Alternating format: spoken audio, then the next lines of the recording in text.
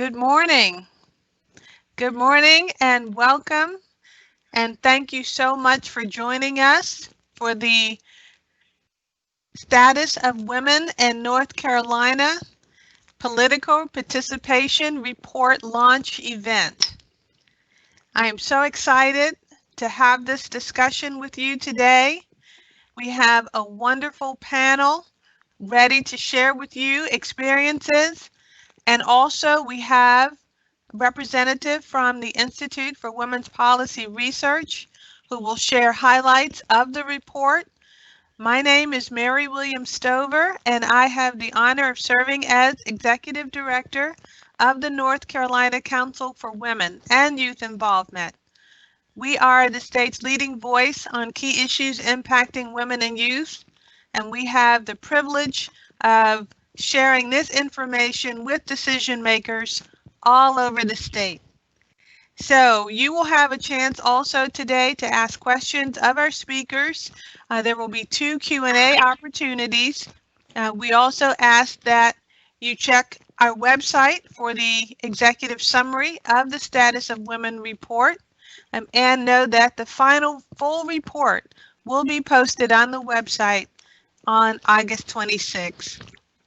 So now I am going to proceed in introducing our first speaker, who I've had the opportunity to meet and to work with during the past several years that we have published the Status of Women reports, Elise Shaw. Elise is Study Director at the Institute for Women's Policy Research, and she has the fantastic role of managing the Status of Women in the States projects. These projects provide data and research about women's lives on a wide range of topics, including economic security, education, reproductive rights, political participation, health and wellness, all information that change agents and decision makers at both local, state, and national levels use to improve the status of women. Elise works extensively on workforce development and also contributes to IWPR's research on global women's issues. You may turn on your telly and see her on there, and now you'll know where you first met her. It is my privilege and honor to introduce Elise Shaw. Thank you, Elise, for joining us today. Thank you so much, Mary. That was a wonderful introduction. I always love working with you in North Carolina. This is one of my favorite projects. I'll have to say I miss coming to North Carolina this year, but virtual will have to do. I get the great job of sharing with you all some of the findings from this report. Now, I will have to say, please excuse the fact that I can't go full screen. Technology from working from home means I can't see my notes if I do that. So here we go. Thank you so much for being here today and having me speak on this topic.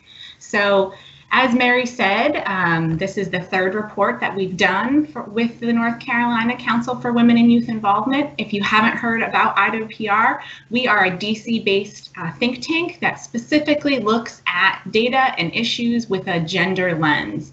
And we really bring an intersectional lens as well, looking at what's going on for all different groups of women as much as possible. So IWPR was founded over 30 years ago, and we established our Status of Women in the States topic areas in 1996. And so we first started tracking what's going on for women in the states in 1996 and Washington, D.C. as well. We updated our comprehensive report in 2015 and then have been working with North Carolina for the past 3 years to take a deep dive on women's issues in North Carolina, really looking at what's going on for women there and by county where possible. So this is our 7 topic areas for our Status of Women in States projects. We're doing 4 of them for this project for North Carolina. Now, before I launch into the findings, I really wanted to start with this quote from Valerie Foushee, who is the North Carolina Senator for District 23. I really think this quote encompasses the energy and the dedication that I've been finding when I'm talking to women about what's going on for women in North Carolina. So women make up 51% of the population in North Carolina. Because women represent such a large segment of our community, they should have a significant presence in our state legislature. And believe me, women most certainly have what it takes to be legislators. I just love that quote, and I just wanted to kick off this presentation with that energy. So North Carolina's report card, we dive into the data. So this composite index, when we put this together, we rank and grade the states on 4 different areas: women's voter registration, women's voter turnout, women in elected office, and institutional resources. Now for the voter registration and turnout, we combine 2016 and 2018 data because we really want to get a sense of what's the average, since voter registration and turnout goes up and down depending on a presidential versus a midterm year. The Women in Elected Office score is based off of the women who represent each state in the U.S. Congress, state legislature, state elected offices, and including the governor. And then institutional resources looks at what are the supports out there getting women into elected office and part of the political participation sphere. So we look at campaign trainings for women, women's commissions, women's political action committees, and state chapters of the National Women's Political Caucus. So as you can see here, North Carolina ranks in the top nationally for only institutional resources for women. So you rank 5th out of all 50 states. Otherwise, there's more of a mixed bag. You rank about in the middle of the pack, so 24th out of 51 for voter registration and turnout. And then the worst one is the Women in Elected Office score. Now understand that this is not looking at every single elected office there is in North Carolina, so we're not looking at the hyper-local levels. I will get into a little more detail about that later on, but this index does not count or cover that. So first, I just want to say that I'm going to cover each one of these a little bit more detail, but please go check out the key findings and the executive summary. Please go check out the report, the full report. There's so much more than I can cover in this presentation. So first, I wanted to look at what has been going on. What are the trends in North Carolina since the last time this index was updated in 2015 was the last time. So it's a mixed bag. You see women's voter turnout in North Carolina has increased just slightly. It went from 55% to 56%. So just a little bit of a bump, but that's great that more women are turning up to the polls to vote, which is fantastic, making their voices heard. North Carolina has also seen an increase in the share of women who are state representatives. This went from 22% of the seats in 2015 to 28% in 2020. And then we also looked a little bit at the share of women who are appointed to boards and commissions. Now, this is not part of the political participation composite index, but I really wanted to highlight this increase. Between 2017 and 2020, women made up about 49% of North Carolina governor's appointments to state level boards and commissions. And these boards and commissions do have a lot of power. They often make great decisions and have power to sway policies. This is an increase from 2016 when women made up 37% of appointments. So a great little bump there. The not so good news is that North Carolina voter registration went down slightly from about 71% to 68%. Apologies. So slight drop in voter registration, though more women are showing up at the polls. So a little bit of a mixed bag there. And then the share of women representing North Carolina in the U.S. House of Representatives actually decreased between 2015 and the 2020 index, from 23% to 15%. So again, that's where you're seeing kind of a lower score in that Women in Elected Office index. At the same time, the women representing North Carolina Senate remains 0, and you are not alone. There are a lot of states that actually have 0 women representing them in the U.S. Senate. And then when you look at the share of women in North Carolina in the state Senate, it dropped from 24% in 2015 to, oh, I'm missing that data point, but it dropped into 2020. And so those are some of the dings that you got and why you get an overall grade of D. And so also North Carolina has seen a decrease in the representation of statewide elected offices. It's now at 33%, and it was at more than half, 55% in 2015. So that was a big drop there as well.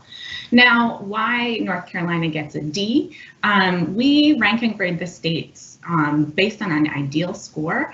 And so North Carolina gets a D mainly because other states saw some major progress in the number and the shares of women in elected office, especially at those higher levels at the US congressional level and at the state legislative level.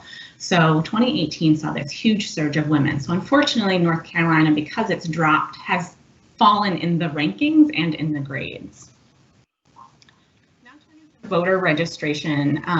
You can see by this map that North Carolina ranks pretty much similar to the neighboring states, higher than Tennessee though, and ranks in the middle third, like I said. So if we look at this, you see that North Carolina is not doing poorer than its neighboring states. And is actually doing pretty well for voter registration. When you look at the county level data, you see that women in Hertford and Robinson and Edgecombe counties are most likely to be registered to vote, whereas women in Anson, Madison, and Camden counties are least likely to be registered to vote. So those are counties that I would say, you really focus on getting more women in to register and then get out to the polls. When you look at voter turnout by state, again, it's similar. We really see that voter registration and turnout often go hand in hand. So it's really important to make sure you're getting women registered and you're getting them to the polls. Figuring out what those barriers are often depends on if it's a rural or urban area, and really need to focus on how do you get more women to the polls so their voices can be heard. So when we look at voter turnout in the United States by race and ethnicity, unfortunately, we can only get this at the national level. But what you can see here is that white women and Black women are most likely to get out to the polls and vote nationally. And this is actually really important because women vote at higher rates than men overall. So white women and Black women are actually the largest voting bloc in the United States, period. So really looking at what are the issues that are important to women is crucial here, especially to Black women, who are a huge and increasing voting bloc. Black women actually turned out at the polls in the 2016 and 2008 elections at the highest rates. So really looking at what are the barriers that are keeping Black women from voting at higher levels. As you can see, Hispanic and Asian women actually face a lot more barriers, and there's a lot of speculation of what's going on for Hispanic and Asian women. There's a lot less voter outreach to these populations. They sometimes have language barriers and citizenship barriers that keep them from getting to the polls, or they have misinformation about do they even qualify to register and vote, depending on their citizenship status. So I think that there needs to be more attention paid, especially to these populations in the United States. Now we turn to specifically the Women in Elected Office Index. As you can see here, North Carolina does rank in the bottom third and is doing worse than a lot of the other states and surrounding neighbor states in the South. So like I said, women have been increasingly active in US politics in recent years. But still, the majority of the office holders I want to say are still male, even though the trends are going up. We're only at about 25% in the House of Representatives and about 22% in US Congress. So it's not like this huge influx of women. We're still chipping away at it. But as you can see, North Carolina is doing the worst in the women elected office. When we look at women's representation in the North Carolina state legislature, you can see that it has fluctuated over years. It has gone from a low of about 8.8% to a high of, its peak was 27% in 2008. And now women in North Carolina state legislature have not reached that peak again since then.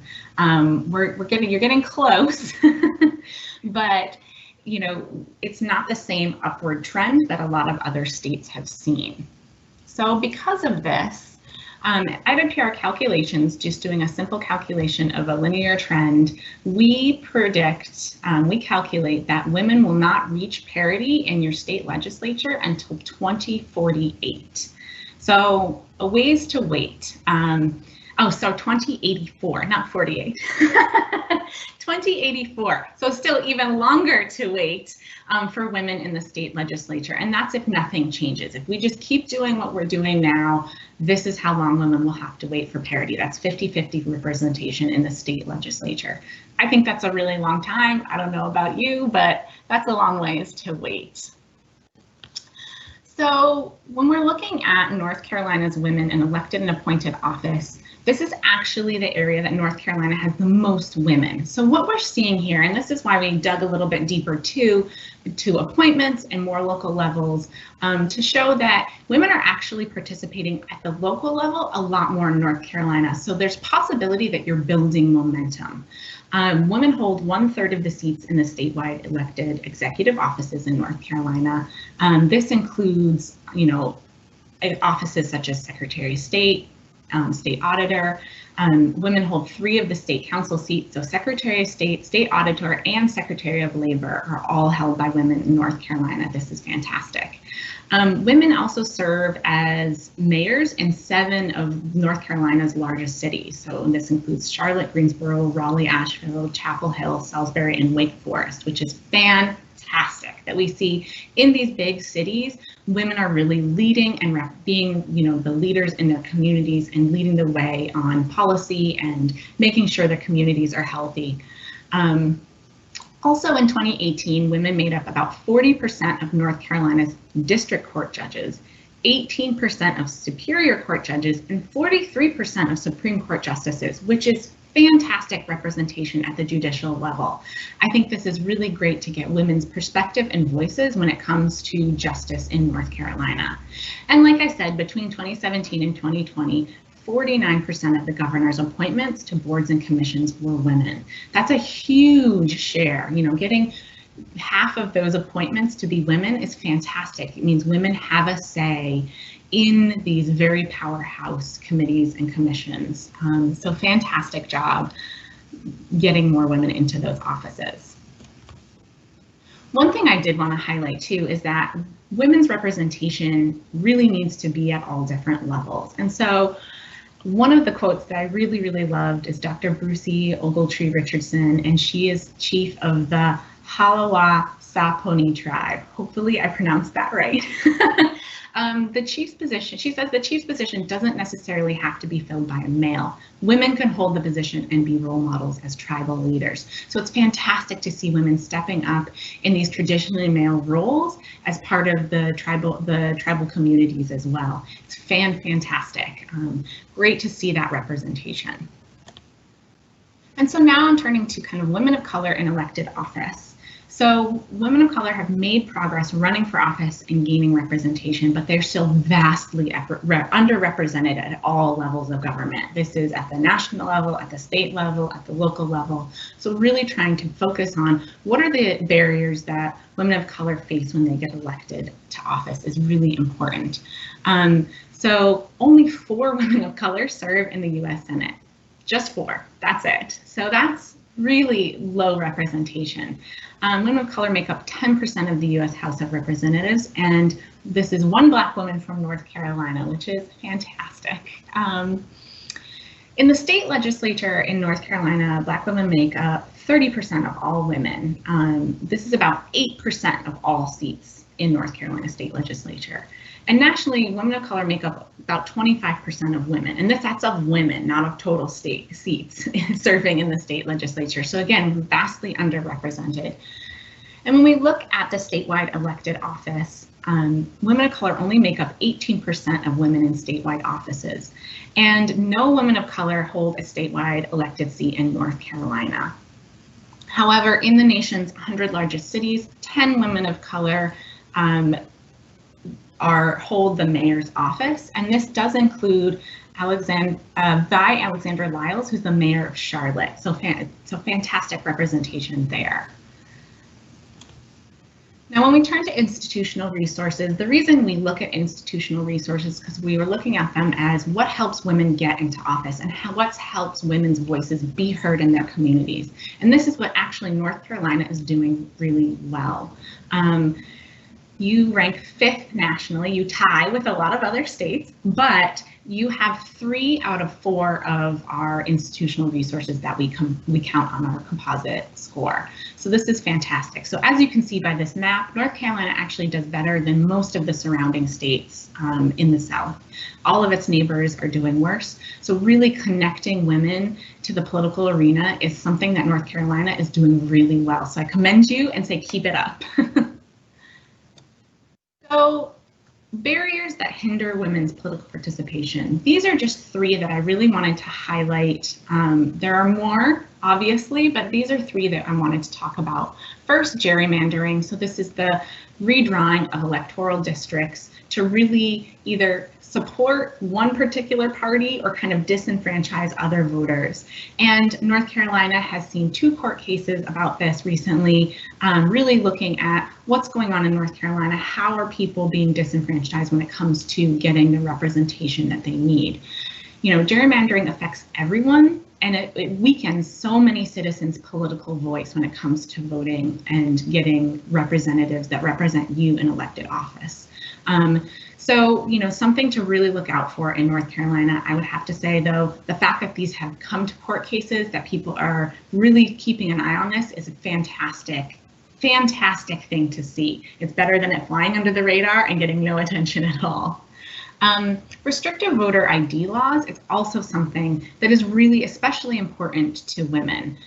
Studies that focus on populations most likely to be affected by voter identification laws show that women, specifically women who earn own incomes, low incomes, older women, women who are of color, and married or divorced women who have changed their name actually, and then transgender women are especially impacted by these voter ID laws because they oftentimes don't have the identification needed to get to register to vote and vote at the polls. So it's one of these things that really disproportionately impacts women in a lot of states. Now, North Carolina has restrictive voter ID laws, but they're on pause right now. So there's court cases, again, great to have these attention through court cases that are really bringing attention to what's going on and how people are being disenfranchised when it comes to voting. North Carolina is not alone. 35 other states have restrictive voter identification laws on the books right now.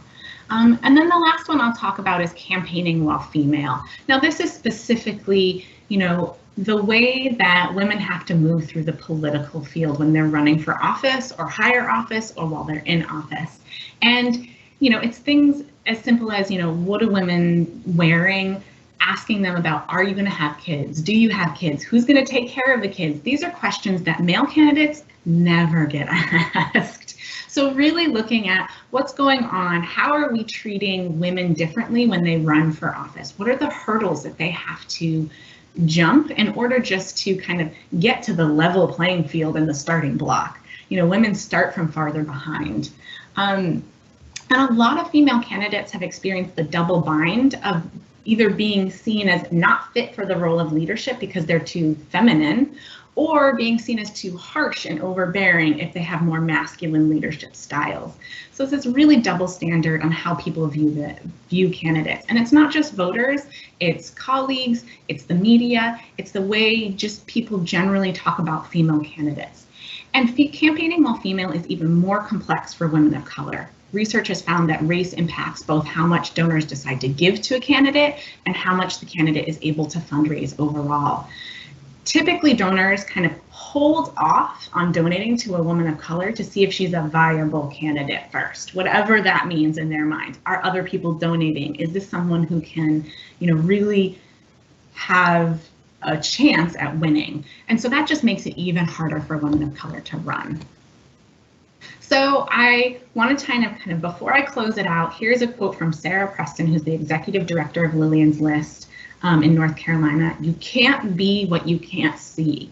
When women see other women in power, it helps them believe they can be next. And this is essential. So really making sure that women see themselves in elected office. So I'm not going to go through all of these, but here are really some policy recommendations. We really go deeper into every one of these areas in the report as well as in the executive summary. You know, I just want to highlight a couple, making sure you're expanding programming, possibly even for younger women, to say, you know, politics is an actual career that you can choose. Get involved, make your voice heard. Women often don't start out in politics around, you know, oh, I'm going to be a politician. It's, I see a problem in my community that I want to fix. So really expanding programs, you know, really looking at what are the barriers for your community and breaking them down. Ensure that there are safe, practical ways for people to vote in November. With the pandemic, this causes increased barriers, and we really need to take that into account. So I will wrap up there. Please feel free to ask me questions. Here's my contact information, so you can feel free to you know, reach out to me if you don't get your question answered in this presentation or in this presentation as well.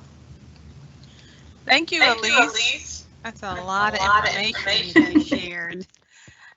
We have time for one question or two before we move on to our panel. And I'm just going to check the chat and see if any questions have come through. Why are there so few women in county commissions? Only about 5% are women. That's a great question. I think that, you know, this is county commissions is not necessarily something we've dug deeply into in this report.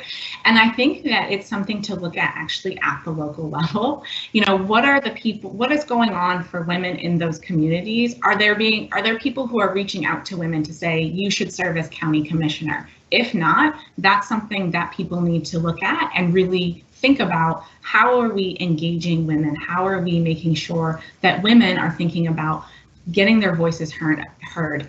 A lot of women, you know, I think again, because there's not a lot of outreach about, you know, hey, join into politics. It's a great way to affect your community, that they don't think like, oh, I could run for county commission. Or like I said, a lot of women run because they see an issue in their community and they don't see anyone addressing it and they think they're the best one to fix it. And if that's not happening, if those dots aren't being connected, women are less likely to run for office. Mm-hmm. So really reaching out to women and those the barriers that women face in the different counties might be drastically different. Is there affordable childcare? You know, what's the population and the demographic that make up that county, and how do we ensure that they are engaged? Well, I think our panel will be able to illustrate that issue as well, considering at least two of the women on the panel have stepped forward to say, I will run for office. And another member of the panel studies women in politics, so she'll be able to add that perspective as well. Thank you, Elise. I really appreciate that information. We will move ahead at this point to introduce our panel and to begin our discussion. I want to introduce them to you now. We have Councilwoman Mary Kay Abuzader, who is a member at large of the Greensboro City Council. The Councilwoman has worked in Greensboro for over 20 years as a small business owner before being elected to the City Council. And she said, I ran the first time and I lost. I ran the second time and I lost. And I ran the third time and won. And so she gets the medal for persistence and for having constituents who would not give up on her. So we are really happy that she was elected in 2011.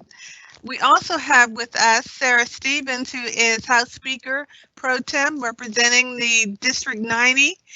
She is only the second woman to take on this key role and the role of House Speaker Pro Tempore.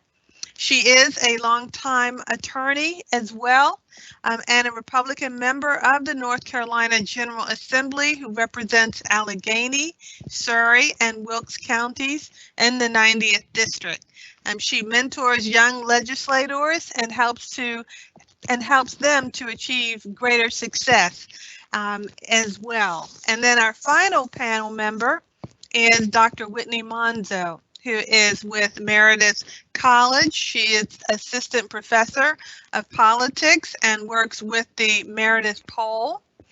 She also, working at a women's college, helps women to understand that there is a career path in politics, and advocates and shares information.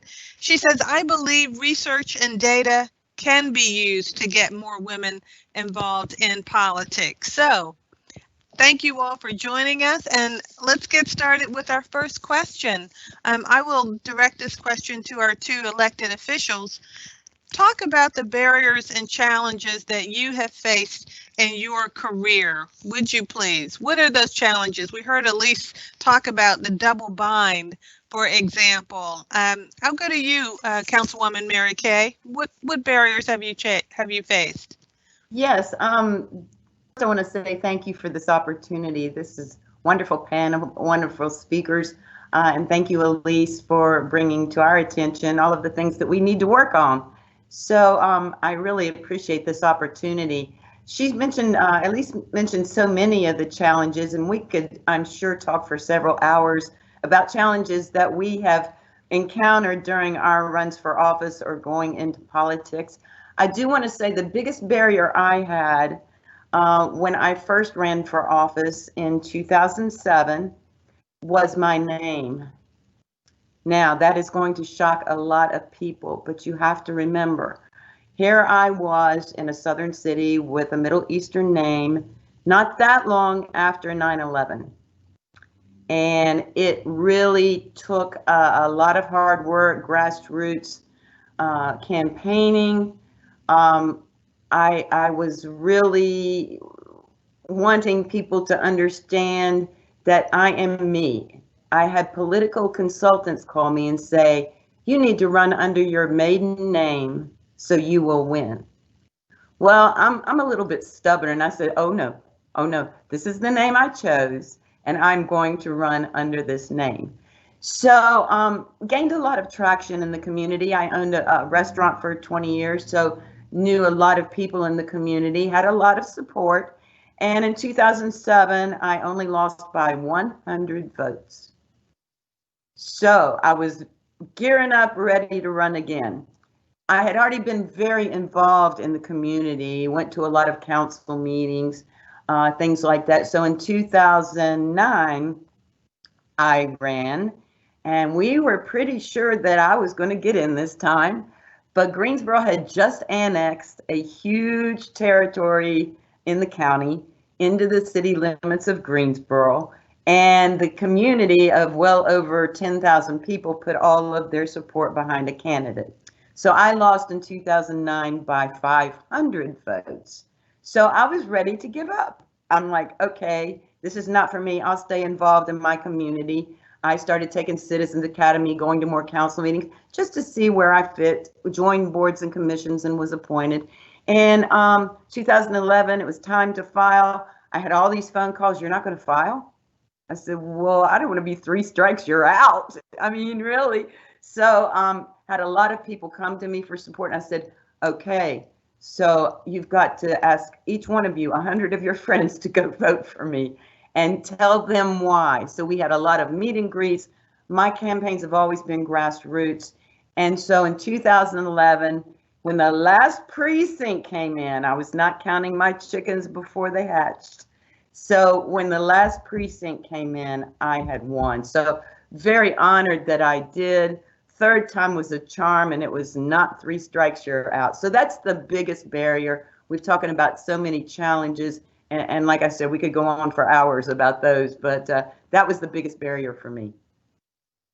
I have some somewhat similar experiences a little bit. In 2002, I ran for district court judge as an attorney. That seemed to be the most rational first place for me to run for office. However, my kids were 7 and 9, and that was a very, very difficult time. No one in the public questioned my running as a judge, but myself. I found myself conflicted with schedules and caregiving and that kind of thing. Plus, running for judge, you really can't establish a platform per se. What do you believe in? What do you not believe in? As a judge, you're supposed to remain impartial. So that was the biggest gap in that election. In 2008, I was approached about running, and I was approached by mail from another area as to, this is important. Here are some issues.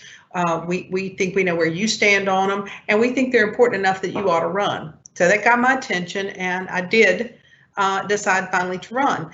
As I went on and was able to establish the platform of my true feelings, my true thoughts, the fact that I was a woman who had started her own business, that I at that point was a cancer survivor, that I recognized the importance of health insurance, that I was able to relate to the community. The biggest difficulty I had during that time is that I was running against a very, very popular incumbent. So going after a male popular incumbent is always hard. So it's an uphill battle a little bit.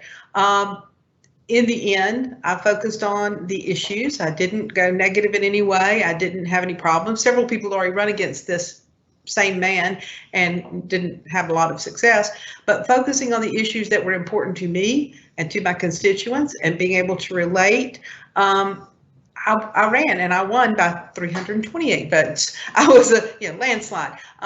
So that was my first legislative election. Since that time, again, I've sort of stayed with the issues. I've stayed back active with the community, and I think that's important. At that point, my kids were 15 and 17. So that was also for women a very hard time, because predominantly we still take on that mothering role. I have a wonderful husband who does lots and lots to help me, but as mother, I still want to be there for them.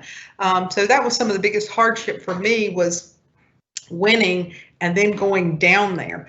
I think my children were a little resentful at first, but now as they've gotten older, they think I've gotten wiser and clearly made some right decisions and have been very, very supportive of me.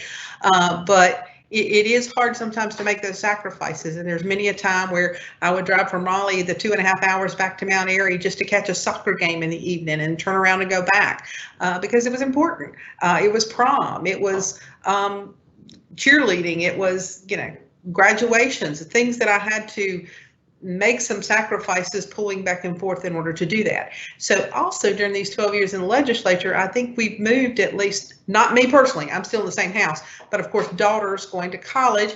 I have an angel. I have a Meredith Angel. She graduated from there. But you do move them at least once a year, if not twice a year, and back and forth and home. And I had one in Raleigh and I had one in Tennessee, but that's a whole nother ball of wax. So it's a lot of sacrifice, and I think that's what we have to entertain women with, is that it's worth it. As a Republican woman, we have a caucus that goes out, and even the men's caucus joins with us to try to promote more women to join in. We have a whole committee set up just to elect Republican women, and we get a lot of financial support from the men, and we try to go out and recruit good candidates that can win their elections. The mothering role does not go away. That's right. So our next question, what progress are you seeing in women's political participation in North Carolina? And I will start first with Dr. Monzo for that question. It's wonderful to be with all of you, and it's wonderful to hear your stories. We have done interviews with several appointed and elected women across North Carolina, and I'm always fascinated to hear how you got there.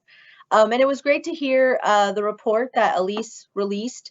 And the progress that we're seeing, as Elise talked about, is uneven. We see movement in some places in a positive direction, and we see movement in some places in a less positive direction. So there are fewer women actually serving in elected office across North Carolina. But I do want to say one thing about the county commissions. We had the question about there's only 5%. That's not exactly right. There are some counties in North Carolina that have never elected a woman, but there are other counties where women are a majority of the county commissioners, like Durham County, sometimes Mecklenburg County. And so the average across the state, including, from 0 up to 80%, the average is 24%. So about where we are with how many serve in the North Carolina General Assembly as well, but it's not as bad as 5%. And so we have seen some growth there. at the very local level. And that's where a lot of women get their start in politics. Women tend to feel, even in regular jobs, but especially in politics, women tend to feel they need to be overqualified before they will put themselves up for a position. And serving at a local level or serving in appointed office helps them feel like, I got this, I can do this, and I will seek a higher office. And so seeing this growth at the local level bodes really well for the future of women in North Carolina politics moving up to higher office. Thank you. What about you, Representative Stevens? What progress are you seeing in women's political participation in North Carolina? As I said, we are frequently trying to go out and actually recruit candidates. We have a lot of women here who are very strong in their political activism. I think the longest serving member of the General Assembly right now is female. I think Julia Howard has been there for 30 plus years. I think Becky Carney's been there for quite a long time. And we had Linda Johnson, who just passed away recently. And these are people who've not held meaningless positions. Julia was frequently the head of the finance. Linda was the head of the appropriations. And then to get myself elected as Speaker Pro Tem. Those are some high-ranking roles, so I do see women moving on up. And all of the women have meaningful voices. Every committee that I've been on, I encourage the women to speak. Part of my role as Speaker Pro Tem is to bring all the freshmen in and make sure that they're getting up and ready and knowing how to run things. I think this year I only had one woman, and we're actually going to lose her. She's going to go to the Senate. But hopefully we'll have some new freshman women coming in. We expect that to happen. And it's just reaching out to them to give them everything I thought I needed from the first time I got there. And like I said, we meet on a weekly basis. In terms of helping other women to advance and succeed, it's important that we as women go out and speak to groups. I start even at the 4th grade level or 3rd grade level, and all the way up through high school, and even if asked to come to colleges, I have been to serve on panels like this. When I'm here in a local school, I explain to these kids, it wasn't that long ago I was sitting in your very desk. I went to school here. I didn't necessarily have any ambitions at that time because I didn't know that that's something I could or would or should do. And so I encourage them all to think beyond their barriers and to think about the things that they can do that will be helpful to their community and to their state and even to their nation. But it takes a lot of sacrifice. And women frequently are a little more sensitive. I frequently tell people it takes a little bit of a thick skin because you're going to frequently get attacked in the political arena out in public. And I've had a couple of women who really wanted to run for office.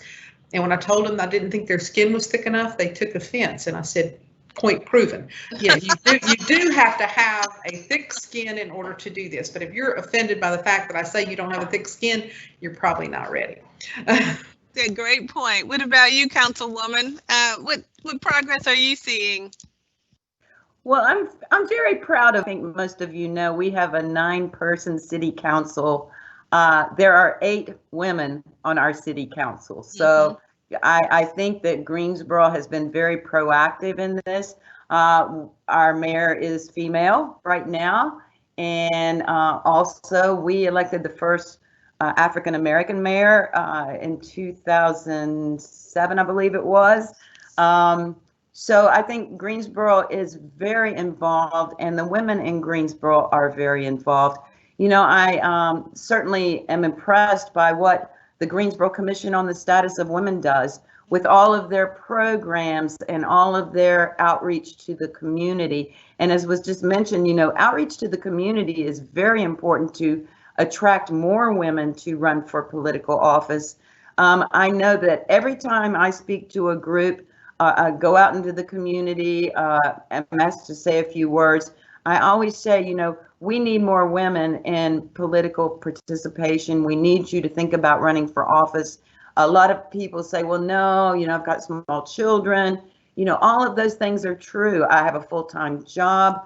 I did have one young lady reach out to me, and she was very, very interested in city council. And my whole point with my being on council has been what I decide affects you every single day in the city of Greensboro. That is why I wanted to run for city council. So we were going through everything. She was very, very interested until it came to the salary. She was interested in running for office, but In Greensboro, the city council is paid a very part-time salary.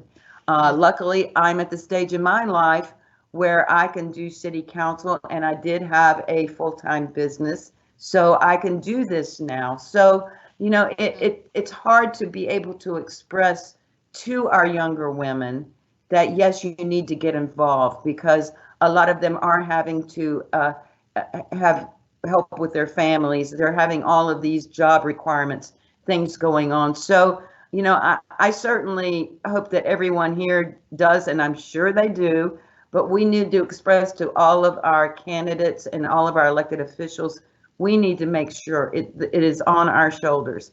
We need to make sure that more women participate. And that's a lofty goal, but I think we can change those numbers that were earlier stated. I think we can change them in a much shorter amount of time.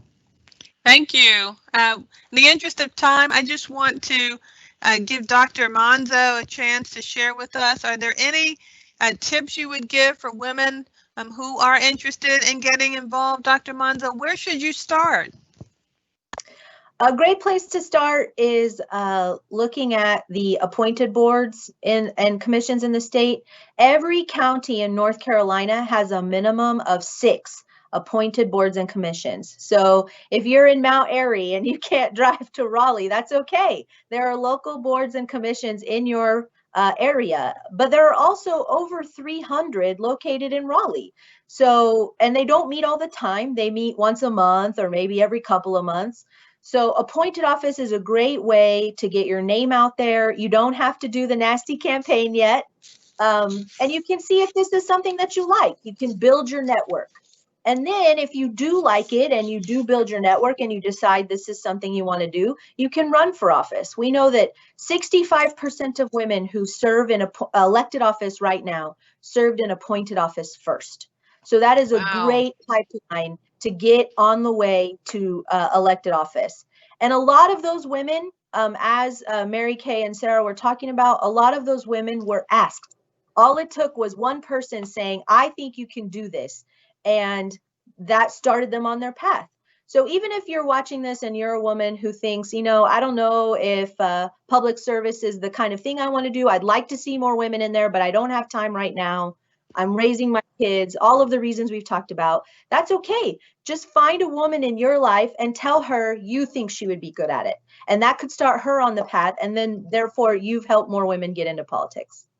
Thank you. Thank you. Ask that woman. Tell her, I think you ought to run for office. We will come back and allow the audience and our participants to ask questions. I'd like to transition now to introduce another member of our team who is going to share her perspectives. I'd like to thank and introduce Secretary Michelle Sanders, who was appointed by Governor Cooper in 2017 to serve as head of the Department of Administration. She is a native of Belhaven and brings a wide range of management experience based on her work and role as general manager previously with Biogen. She's a graduate of North Carolina State University and also currently serves as chair of the North Carolina Commission on Inclusion, the Complete Count Commission, as well as the Andrea Harris Social, Economic, Environmental, and Health Equity Task Force. Thank you, Mary and Elise. I appreciate all that you're doing for women across North Carolina with the Status of Women report. Some of the data is challenging and some of it, of course, is disappointing, but it's important to know where we are. And I know that North Carolina women are up for the challenge. And I want to thank our speakers for sharing their insights on what's it like to be a woman in the political arena. It can be tough, but ladies, we can do tough things. We do tough things. We achieve tough things, and we're great at it. So we can be those type of leaders. I'm glad that 2/3 of the women in North Carolina are registered to vote. Now we have to work to make sure that we're getting the remaining third registered and then show up and exercise that right. I'm proud that the governor for the governor's appointments that half of the boards and commissions have been women. And I'm especially proud to serve in Governor Cooper's cabinet, the most diverse cabinet in our state's history. And you've heard today, we've made progress in some areas of women's political participation in North Carolina, but we still have a lot of work to do. And now is the time to do it. Now is the time to make our voices heard. Now is the time for us to stand up and be counted. And now is the time to make sure that our votes count and that our voices count. More than half of the state's population is female, but the majority of state and federal elected officials remain male. Women make up just 25% of the General Assembly. And you heard from Elise, at the current rate of change, it will be 2084 before women reach parity in the legislature. You know, we had our report on earnings and pay and realized it'll be 2060 before we close that pay gap between men and women. Now we're hearing 2084 about the parity of women in the legislature. 2084, I can't wait 64 years. And I know you can't wait 64 years, and we will not wait 64 years. And we, the women of North Carolina, we have to bond together as one, come together as one to increase the situation with our political participation in North Carolina. We just cannot wait another 64 years, bottom line. And you also have heard that the level of women's participation in multiple categories has earned a D rating from our Institute of Women and Policy and Research. Now, I don't know about you, but I know that I can tell you a D won't cut it. A D doesn't cut it by any means of the stretch of the imagination. We can do better. And we know that this is not only a women's issue. We know that when more women are involved in civic life, from voting to community organizing, to running for office, the issues that matter most to women and their families get more action and traction. You heard it from the women leaders today. We know that what motivates women, most women, to get involved in civic leadership is that not what's in it for them. It's because they care so deeply about the future and the current state of conditions within our government and within our communities. It's because they want something better for their families. It's because they see what their communities need. And what our communities need is you. We need you. What our struggling society needs is you. We need you, women. We need you to change this trajectory and to make it one that's positive for all people. Every one of you, so that you have positive action happening at every level of civic engagement.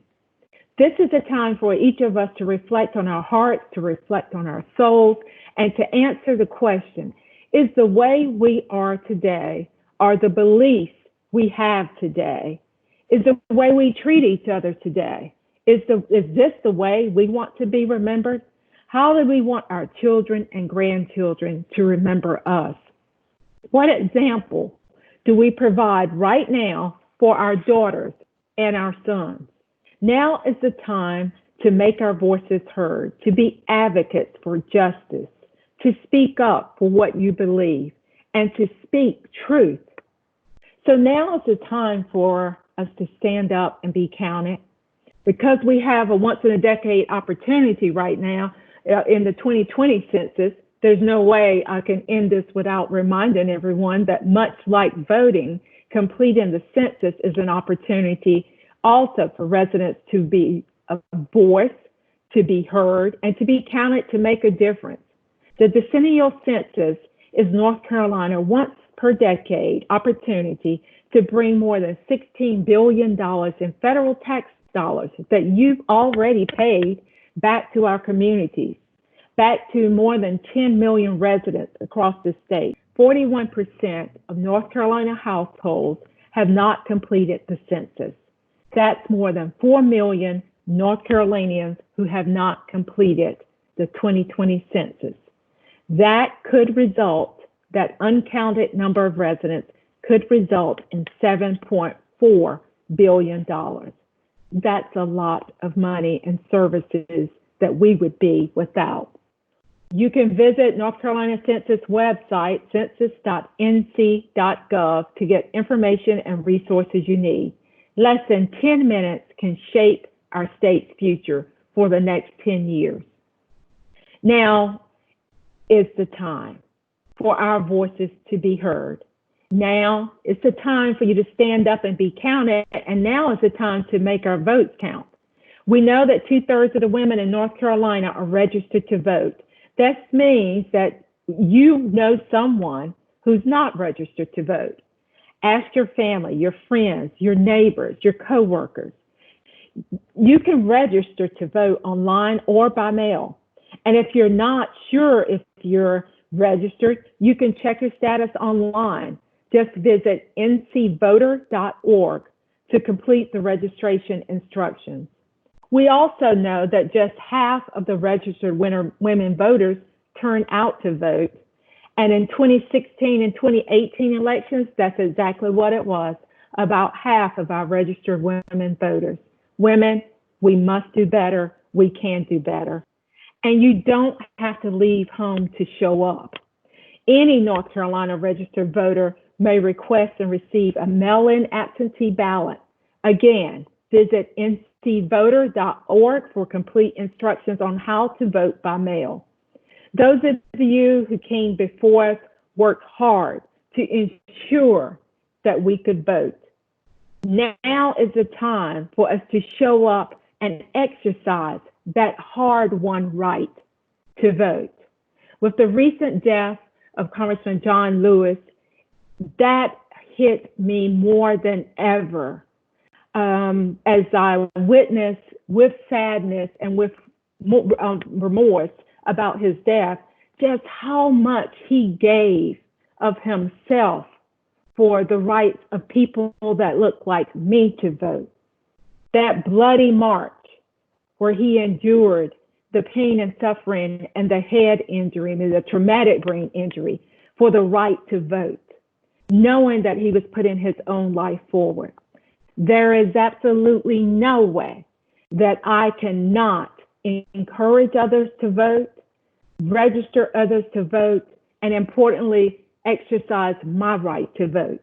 And then when we think about the women who didn't have the right to vote, those women who stood up to the challenges and put themselves on the line, though all women did not have the right at that time from their hard work to vote, but yet it created a pathway and it opened a door for women's right to vote. So let's not sit on the sidelines and let's not take our right for granted, and let's let our voices be heard, and let's vote for those who we believe will stand for the betterment of all women and for the progression and progress of women. Exercise your right. So now I ask you, what one thing are you going to do to make a difference? What one thing will you commit to doing to encourage political participation among women in North Carolina? I hope that you will think about this, consider at least one thing that you can do to increase the political participation of women in North Carolina. Again, now is the time to make our voices heard. Now is the time to stand up and be counted. And there is no time better than this time to make our votes count. Thank you. Thank you, Secretary Sanders, for those inspiring words. And I want to also thank you to our panel.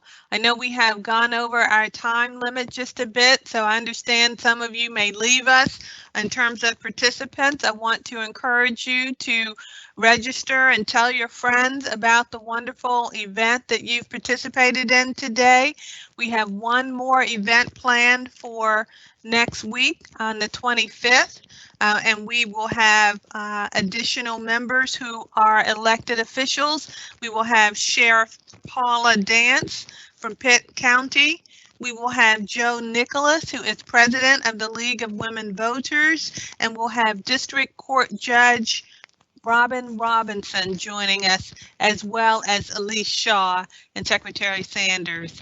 I just want to also see if there are any other questions that we could take from our audience at this time. I know there was a question for you, Representative Stevens, about how a person can apply for a board or a commission.